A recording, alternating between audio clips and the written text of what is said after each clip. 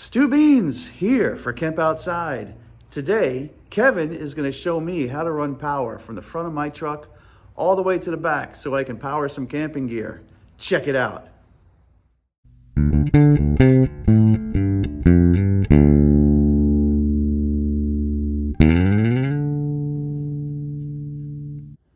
So guys, I'm super excited to be here with Stu from Little House of Beans, one of my favorite channels on YouTube, doing a collaboration.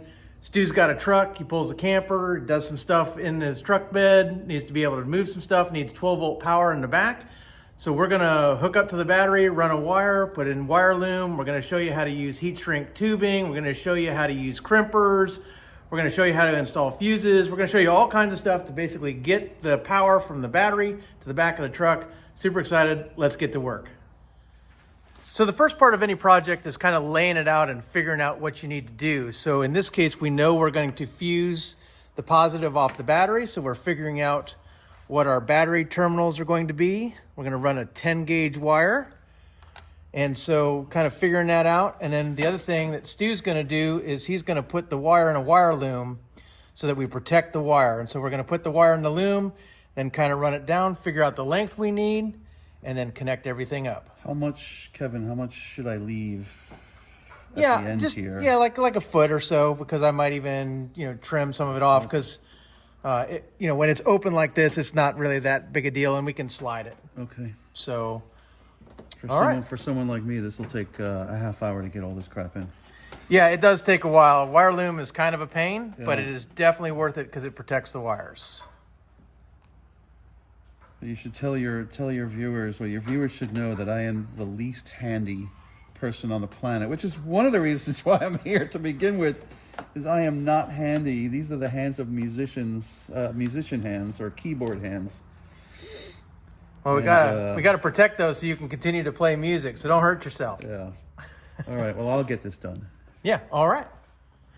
So I like to use an old fishing pole when I don't have a fish tape to pull the wire up from the bottom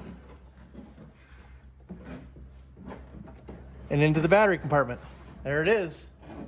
So what we're going to do is we're going to attach the fuse to the wire we just ran up onto the truck. So Stu is going to use a butt splicer. Is that the right one? That's the right one. Yep. And then just squeeze as hard as I can? Just squeeze as hard as you can. And once it releases, yep, and then go ahead, and I always do it twice. I always try to make sure it's completely crimped. That's a ratcheting crimper I got off Amazon. I'll put a link down in the description below. Yeah, I don't have one of these tools. These are awesome.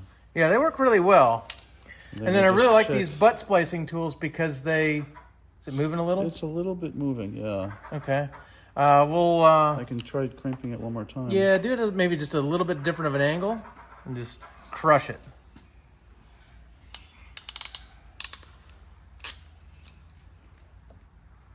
Nope. All right. Maybe try a smaller one of these, maybe? Let me use one of mine and see if it works better. Okay. Yeah, so I did get these on Amazon as well, and maybe they're not as good as the one that Kevin is going to show up with. I really don't know. I mean, I just kind of guessed which ones I should buy, but we'll try a different one, right? Yeah, this one's mine. Okay. See if I want to smooth it out a little bit. This has to get in the hole, right? Yeah. So we'll want to kind of just re-clean it up and kind of round it out so that it goes back in. There we go. All right. So this goes in here, in that hole. I got it now. Yep. And now we will try crimping again.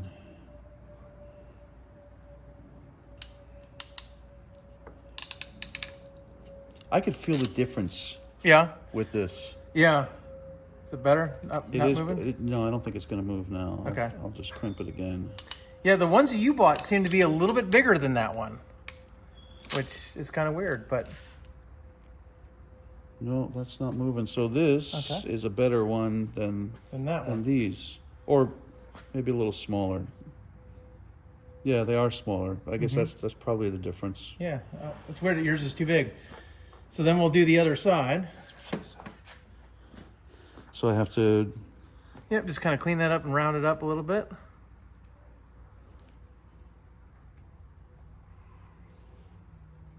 I always feel like this is not going to fit into that little hole. Yeah.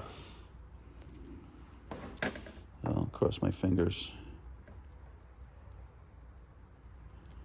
It's kind of like pressing the... Yeah, let me see if I can clean that up a little bit.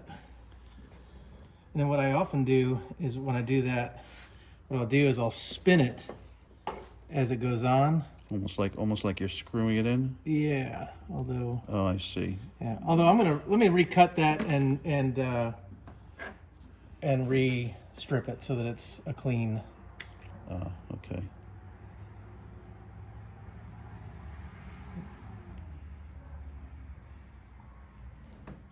And so these are Klein Tools wire strippers that are really nice. Yeah, I don't think I have one of these either. Maybe you'll... Also got on Amazon. Yeah, Try that one, Stu, see if that goes in. I could use the links to these products. I feel like it's kind of still smushing there a little bit. Yeah, but... it's okay though. Yep, once you crimp that in, I'll hold this side of it so it doesn't move all the way to the third one, yep.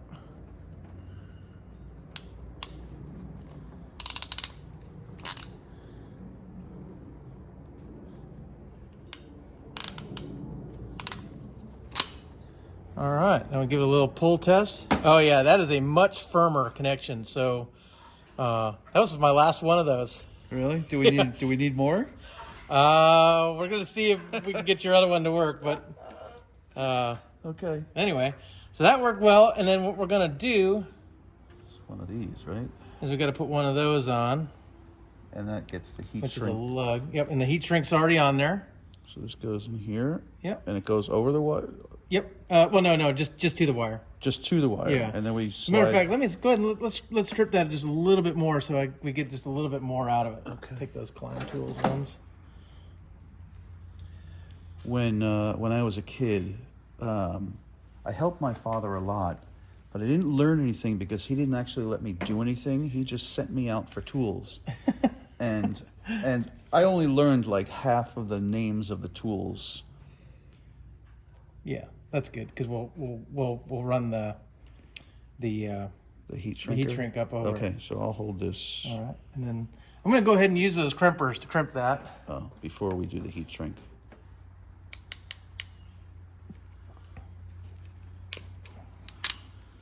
How's that?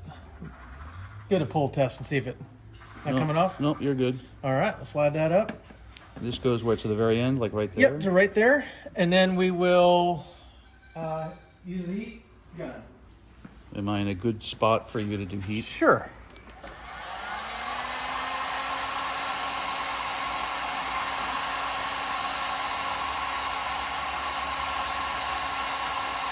Go ahead and turn it around backside.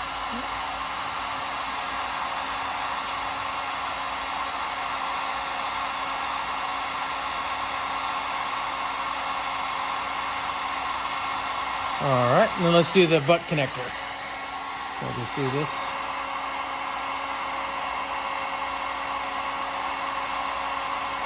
Oh, yeah. I forgot that we were going to do that. Okay.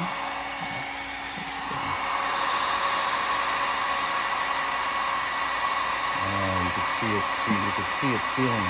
Yep, and it has glue in it, so you'll see when you get it heated up enough, you'll see a little glue come out the end onto the wire, and then you know it's sealed. So these butt connectors are also heat shrink tubing, which is nice. That way you don't have to add extra heat shrink to it.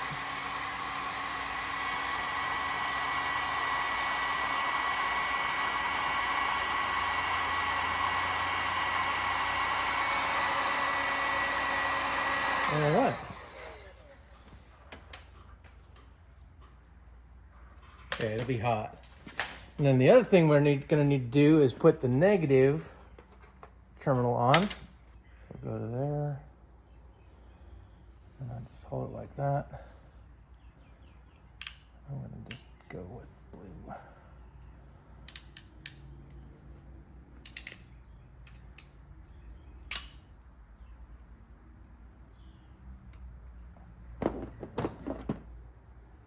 that's good. It's not coming off. That gets heat shrink as well. Yep, I got a black heat shrink tube.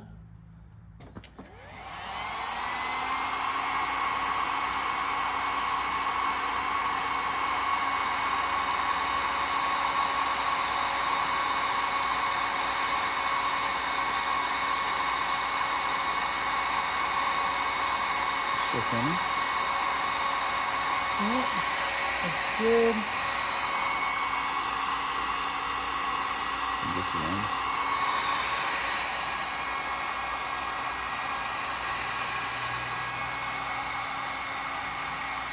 I think we're good to go.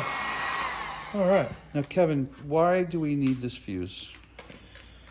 Like, explain it to me like I'm a monkey, which I am. Sure. So basically, in a vehicle system, the positive wire, the red wire, is what feeds the power to your appliances, and then the black wire basically completes the circuit back to the battery. Vehicles use a chassis ground, which means most of the things that are connected to the battery of this vehicle use the chassis, use the metal in the truck to complete the circuit back to the battery. So what you want to do is you always want to fuse the positive side of the circuit, because if for some reason from the battery to this part of the wire, let's say, this attached to the chassis, let's say the jacket got worn through or it was making contact, it would draw as much current out of the battery as it possibly could because it uses the chassis as a ground. This fuse keeps you from drawing too much current, because if you draw too much current, you'll overheat the wire and can cause a fire. So there's lots of reasons to run fuses. In a vehicle system, you always want to fuse every positive lead in the vehicle, because you want to make sure that you don't have any grounding issue where you are drawing massive amounts of current out of the battery. So the fuse protects that. That makes sense. Thanks, Kevin. Yep. And when I bought this stuff, I made sure that this was 10 gauge or all. Yep. What do they call it? Yeah, 10 gauge. Yep. 10 gauge, and Yep. this was also. Yep, 10 gauge. Yeah. 10 So gauge. so whatever your main wire is, you really want to match that as best you can for your fuse wire. The longer the wire, the more gauge you need for a current draw. I guess basically, I think it's a resistance thing, but basically the longer the run, the thicker the wire for a given current draw. And there's tables on the internet where you can figure out what wire you need. It's very, very dangerous to put in wire that is too small for your application. So the last thing we're going to do is, just so I can gauge where the wire should lay, I'm going to attach the negative side of the terminal to the battery, but I'm going to leave the positive unhooked so that we don't have a live wire. And I'm not going to shock myself or anything like that. No, definitely not, because there's no power to the negative side. The only way you would shock yourself is if you connected to both the positive and the negative at the same time. Okay. All right. So all we need to do is make sure that we keep this away from that positive lead. So I'm going to just hang it all the way out of the truck, so there's no way it can connect. All right, the next thing to do is to go kind of figure out how we're going to lay the wire under the truck and how we're going to bring it up into the back of the truck bed.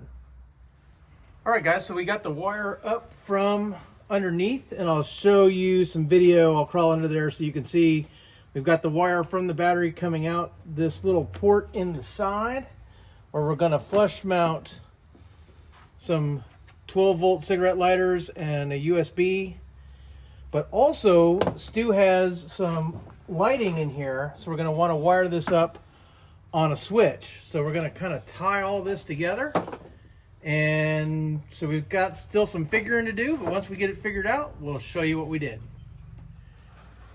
All right, so you can see the wire run. It's in the loom. We've got it zip tied to various points on the frame. We try to make it so that the wire is never lower than the frame rail, so it doesn't get caught on anything. So it runs along the frame rail, goes up over the rear axle, and then up into the fender. All right, guys, so we have got to the point where we're ready to do some mounting. So we're going to mount the lights. We've already got the switch wired in. So Stu, hit the switch there, so you can see the lights light up. So we've got to mount the lights. The switch itself lights up when it's on, so that's pretty cool. Did you get the light in here? We didn't yet, so yeah, you can see the USBs are lit up, and then You can turn those on and off. So we've got to mount that up, and then we'll be ready to go. And this will go right here. Yep, we're going to mount that there. Tuck the wires. And then we should be set and ready to go. Look at that. Pretty cool. All right, we're going to get back to work. All right, guys, so we have it all mounted in. Now, a couple of things. Stu had this panel that goes, right here that we decided to use. So we removed the original switch and just kind of bolted this in. We could fill it in with some black, grate stuff or something so you wouldn't necessarily see. It's kind of a bummer we lost the functionality of the switch, but, that's just kind of how it goes. We decided not to drill holes in, the bed liner and the truck bed to flush mount those. We just figured using that panel was the way to go. It's still a pretty clean install. It's not that bad. And then we have the little wire coming out here for the switch for the bed lights. So we've got to mount up the bed lights and then do some wire management. We've got to finish up that, but that works pretty well. And then a flaw for this is, this is always on because we no longer have the switch. So what's nice is these aren't going to draw any power unless you have something plugged into them. But this is a double power drive and USB quick charge 3.0. This is how you turn it on. There's a little center button. And that's nice, except for if I turn it off and I put the cap on, I just turned it on, right? So you've got to put the cap on with it on so that as you put the cap on, you turn it off so that when you pull the cap, you notice that it's off. So you have to be real careful, otherwise Stu might drain his battery. In which case he'll be cussing me out and asking me to come give him a jump. So No. anyway, we got to do some light management and we'll finish up the video. All right, guys, we got everything installed and ready to go. Check out these lights. They're sweet on the switch here. And then we've got bed lights all the way around. So Stu is going to send me a photo of this when he gets home and when it gets dark out. And I'm going to put a photo right here. So check out this truck bed in the dark. Thank you, Kevin. I had no idea how to do this. I appreciate your time and your effort and your good looks. So one last thing I forgot to show you guys is you can see how we've got it installed at the battery. Here's the fuse. It's tucked nice and out of the way.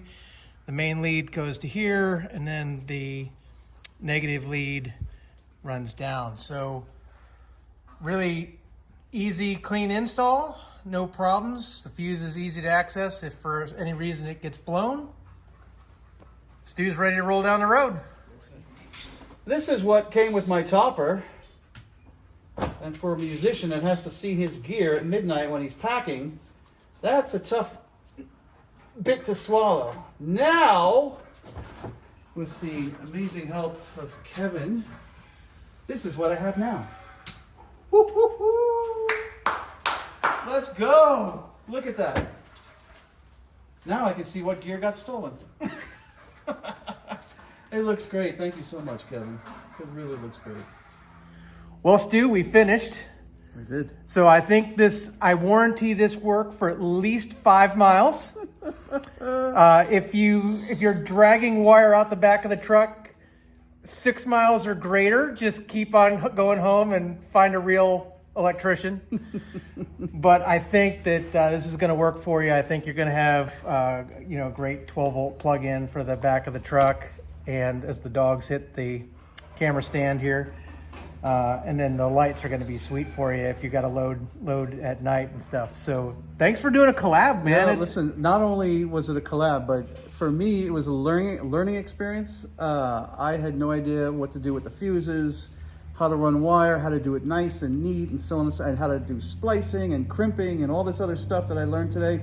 Hopefully some of that comes across in a video, and so when somebody else comes across something like this, because I think a lot of campers wind up putting power in the back of their truck like I am.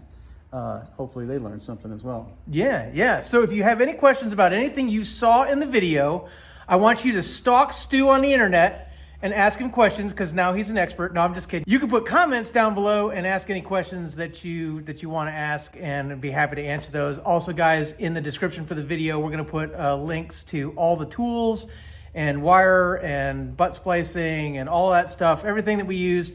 There'll be links down in the description below. They are affiliate links. If you use my link to purchase, it doesn't cost you anything extra, but it's a great way to support my channel. I get a little commission on the sale. And yeah, Stu, this is awesome. So thanks so much. And how do they find you on YouTube?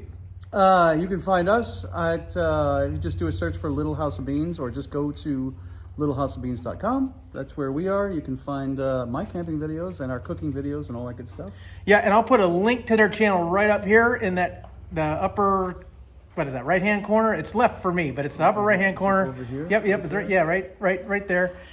And so that way you guys can click to their channel. Guys, if you know how much I love Omnia oven cooking, Stu and Edie are amazing Omnia oven cookers, campsite cookers, bakers, awesome stuff on their channel. Plus, Stu's got a variety of gear reviews and campground reviews and all kinds of stuff from back in the day. Stu's going to be doing some more camping. Hopefully, we're going to do a camping video, camping collab soon. At the end of the year. Yeah, so we got a whole lot more coming on both channels, so stay tuned for that.